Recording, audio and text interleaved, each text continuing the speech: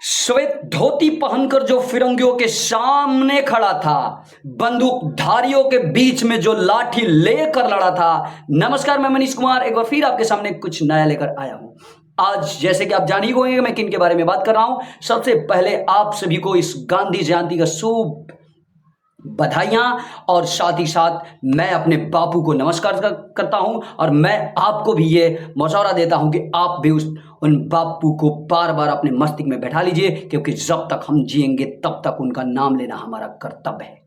जी हाँ, साथ ही साथ अपने भारत के मशहूर छोटे कद लेकिन बड़े दिल वाले व्यक्तित्व लाल बहादुर शास्त्री का इसी दिन जन्म हुआ था, यानी 2 अक्टूबर 1904 में इनका जन्म हुआ था। तो इन्हें भी मैं अपनी तरफ से नमस्कार करता हूं और दोनों सपूतों को जो हमारे देश के लिए अनगिनत कर्मों को किए, उनके लिए मैं भगवान से प्रार्थना करता हूं कि जहां कहीं भी हो वो सुख चैन से रहें। चलिए हम मुद्दे पे आते हैं। आज इस गांधी जयंती पर मैं आपके सामने कुछ गांधी जी के मशहूर कोट्स लेकर आया हूं, जो 5 गिने चुने हैं और 2 कोट्स आपके सामने लाल बहादुर शास्त्री जी का सुनाऊंगा।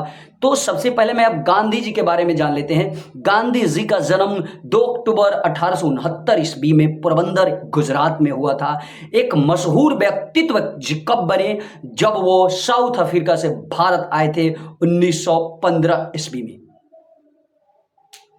ये बात अपने मस्तिष्क में रख लीजिए। कुछ लोग ऐसे मानते हैं कि हमारे गांधी जी को नाथूराम गोडसे मारा तो वो एक महान सपूत था, क्योंकि वो गलत देखकर। ऐसा कुछ नहीं है। जो लोग ऐसा मानते हैं वैसा मानते हैं, मैं ऐसा नहीं मानता हूं, क्योंकि गांधी एक ऐसे व्यक्तित्व का नाम था और है और रहेगा कि जिन्होंने उस अंग्रेजों को पानी पिला दी, उस अंग्रेजों को हराया जो पूरे विश्व के आधा हिस्सों पे राज किया करते थे, वो भी एक सफेद वस्त्र पहनकर, साथ ही साथ एक डंडा से। जिस आजादी के लिए हम मरते थे, उस आजादी को चुटकियों में हिंसा नहीं अहिंसा से दिलाई, तो क्या उस सपूत का नाम लेना हमारे लिए क्या गौरव की बात नहीं होगी? जी हां, गौरव की बात होगी। लोग क्या मानते हैं? कुछ लोग तो ये भी बोलते हैं कि हमारे बापू चश्मा पहनते थे क्योंकि उनका दूरदृष्टि कमजोर था। अरे कैसे हो सकता है उनके दूरदृष्टि में कोई इफेक्ट? जो व्यक्ति आज से 75 साल पहले आज से 75 साल पहले अंग्रेजों के हाथे अपने देश को निकालकर एक स्वतंत्र देश बनाने का सपना देख रहा था, वो इतने दिव्य दृष्टि वाले व्यक्ति कैसे उनका दूरदृष्टि कमजोर हो सकता है? कुछ लोग ये मानते हैं कि चश्मा इसलिए पहनते थे कि उनका नजदीकी दृष्टि कमजोर था।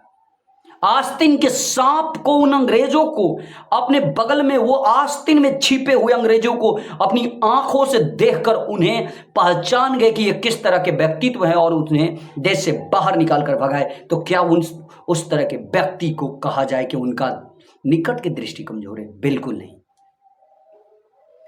ऐसा लोग मानते हैं। लेकिन दोस्त, मैं आपको यह मशवरा जरूर दूंगा कि हमारे बापू हमारे लिए गर्व हैं, गर्व थे और गर्व रहेंगे। तो चलिए कुछ लाल बहादुर शास्त्री के और कुछ हमारे बापू के कोट्स आपके सामने पेश करता हूं।